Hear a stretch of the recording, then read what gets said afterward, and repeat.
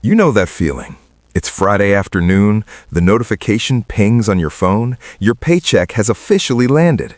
For approximately 3 minutes, you are the wealthiest person in the world. You're walking taller, you're considering the guacamole as extra option at Chipotle without breaking a sweat, and you've already added 3 things to your Amazon cart that you definitely don't need. But then, Monday hits. You look at your banking app, and where did it go? It's like your money went into witness protection.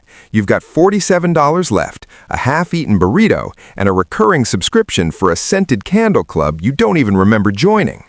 My name is Jay, and I spend a lot of time thinking about money and why we're so incredibly good at making it disappear the second we touch it. Most people think a paycheck routine is just paying bills until the number in the app looks sad. But if you want to actually keep your money, you have to stop treating your bank account like a transit station and start treating it like a fortress. Today, I'm going to show you the exact step-by-step routine you need to do every single time that direct deposit hits, so you can stop wondering where your money went and start telling it where to go. The I'm rich delusion. Here's the thing, your brain is actually wired to sabotage you the moment you get paid. It's called windfall exhaustion. We see a big number and our lizard brain goes, look at all this abundance. We should definitely buy those designer sneakers to celebrate not being a caveman anymore. Before you even think about spending, you need to perform what I call the financial triage. Most Americans, about 60% of us, are living paycheck to paycheck. And it isn't always because they don't make enough, it's because they don't have a system. Step 1, and stick with me here because it sounds boring, but it's actually a superpower, the 24-hour cooling off period. Do absolutely nothing for the first 24 hours. Don't go to Target just to look. Don't browse Steam sales. Just let the money sit there. Why? Because the dopamine hit of getting paid makes you statistically more likely to make impulsive, reward-based purchases. You're essentially drunk on your own salary. You wouldn't drive a car while tipsy. Don't drive your budget while payday drunk. The past you tax. Debt versus living. Once the 24 hours are up, we have to talk about the past you tax. This is the part that hurts. This is your credit card debt, your student loans, or that $20 you borrowed from your brother and hoped he'd forget about. Spoiler, he didn't. Let's look at some real numbers. The average credit card interest rate right now is hovering around 21%. If you have $5,000 in debt and you're only paying the minimum, you're basically setting a $100 bill on fire every single month just for the privilege of carrying that balance. If you get paid $2,000 bi-weekly and your first move is to go out for a $150 dinner while carrying a balance on a card with 21% interest, that dinner didn't actually cost $150. With the interest opportunity cost, that dinner basically cost you $180 and 3 months of your freedom. Trust me on this one. Past you is a greedy roommate. Pay them off first. I know, it's not sexy. You want to invest in crypto or buy a gold-plated toaster. But paying off a 21% interest card is a guaranteed 21% return on your money. You won't find that in the S&P 500, and you definitely won't find it in a Bored Ape NFT. The 3-bucket strategy. Now, how do we actually split the remaining cash? Most people use the hope and pray method. They pay bills, spend what they want, and hope there's something left for savings at the end of the month. Spoiler alert, there never is. The paycheck routine flip-flops this. We're going to use the 50-30-20 rule, but with a twist for the modern world, where eggs cost as much as a small SUV. 50% goes to needs. This is your rent, your groceries, the boring kind, not the organic truffles, your utilities, and your insurance. If your needs are taking up 70% of your paycheck, you don't have a spending problem. You have a your lifestyle is too expensive for your current salary problem. I'm looking at you, guy with the $800 truck payment who works from home. 20% goes to future you. This is your savings and investments. This is the money that buys your freedom. If you invest $500 a month into a total stock market index fund, starting at age 25, by the time you're 65, you're looking at over $1.6 million, assuming an 8% return. That's the power of compound interest, the math that makes your money have babies, and then those babies have babies. 30% goes to wants. This is your guilt-free spending. This is for the movies, the hobby you'll give up in 3 weeks, and the overpriced coffee. Yes, you can have the latte. Just don't have the latte, the avocado toast, the Netflix premium, and the Uber Eats delivery every single night. The psychology of treating yourself. Why is this so hard? Because of lifestyle creep. You get a $5,000 raise, and suddenly your brain decides that your perfectly functional 2018 Honda is actually a vibrating pile of garbage, and you need a Tesla. We buy things to signal status to people we don't even like. We want our neighbors to think we're winning the game of life. But here's a secret. The flashiest car in the neighborhood is often the one with the most soul-crushing debt.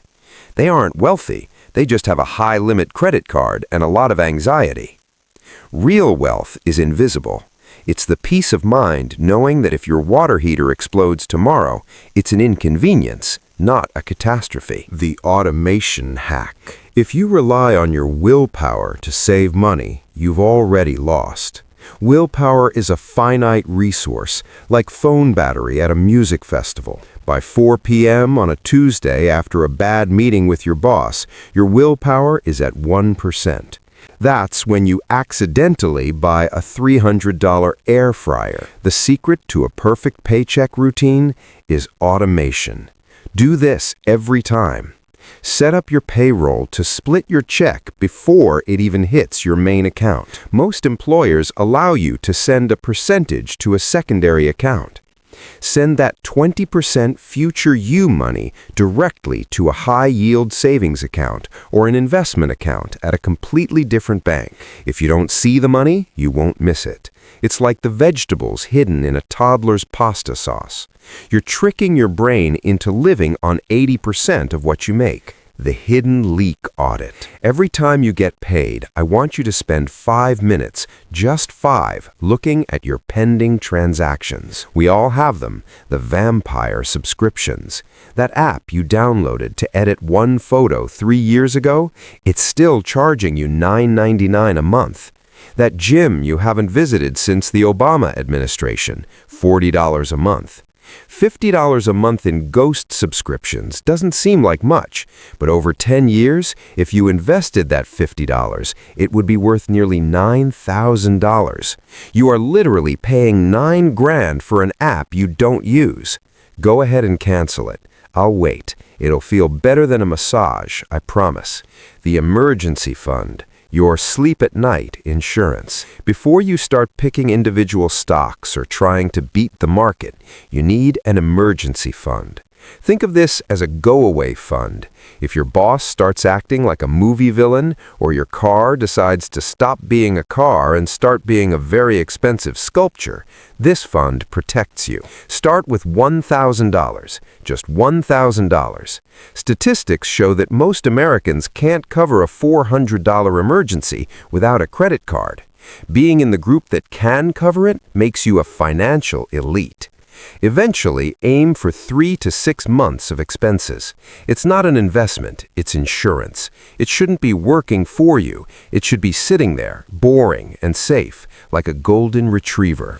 Comparison is the thief of your bank account. Here's a psychological trigger we don't talk about enough. Social comparison. You're scrolling Instagram. You see your old high school friend on a yacht in Greece. Suddenly, your living room feels small, your clothes feel old, and your life feels behind. So what do? You spend money you don't have to catch up to a life that might not even be real.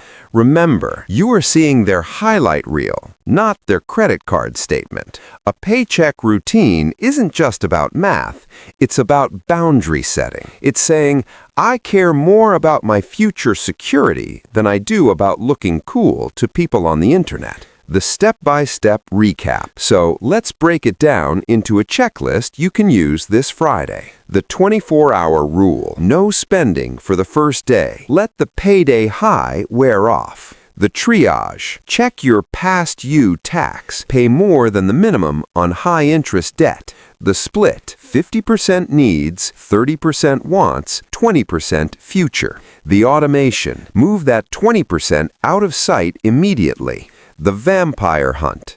Spend 5 minutes killing one subscription you don't need. The guilt-free permission. Once the bills and savings are handled, spend that wants money. Seriously, buy the thing. If you don't allow yourself some fun, you'll eventually binge spend and ruin the whole system. Building wealth isn't about one giant win. It's not about winning the lottery or picking the next to-the-moon stock. It's about the boring, repetitive, slightly annoying things you do every 2 weeks. It's about being 1% better every time you get paid. If you found this helpful, or if you realized you're still paying for a Disney Plus account you haven't opened in a year, do me a favor and hit that like button. It helps the channel more than you know. And comment below, what's the one wants purchase you're cutting back on this month? I'm curious to see what we're all overspending on. Until next time, stop checking the price of Bitcoin and start checking your subscription list. Your future self will thank you.